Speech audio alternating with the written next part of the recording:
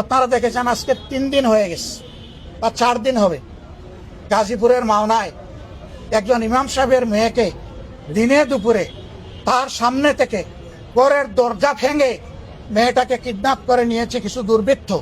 আমরা খবর পেয়েছি তারা রাজনৈতিক পৃষ্ঠপোষকতায় এই দুর্বৃত্তপনা করেছে।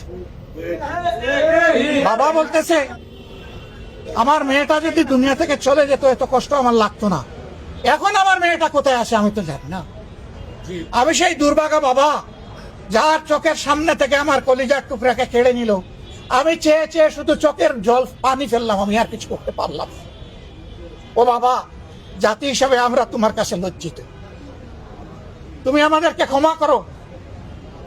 সরকারকে বলবো প্রধানমন্ত্রীর হস্তক্ষেপে সচিবালয়ের একজন কর্মকর্তা কর্মচারীর এক ছেলেকে এরকম অপহরণ করা হয়েছিল, ওনার হস্তক্ষেপে 24 ঘন্টার মধ্যে মা বাপ তাকে ফিরে পেয়েছে।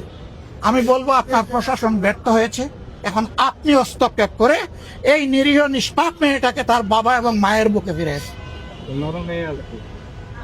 এবং আপনারও একটা মেয়ে আছে, অন্তত আপনার মেয়েটার মুখের দিকে তাকাইয়ে ওই মেয়েটাকে তার মা বাপের কাছে, আর যাতে কোনো দুর্বৃত্ত বাংলাদেশে এটা করতে না পারে এই জন্য ওই দুর্বৃত্তদেরকে আইনের আওতায় এনে কঠোর শাস্তি দেন। জনগণের সামনে এই শাস্তিটা দৃশ্যমান করে দ্রুত বিচার করে ওদেরকে তাদের পূর্ণ পাওনাটা বুঝিয়ে দেন।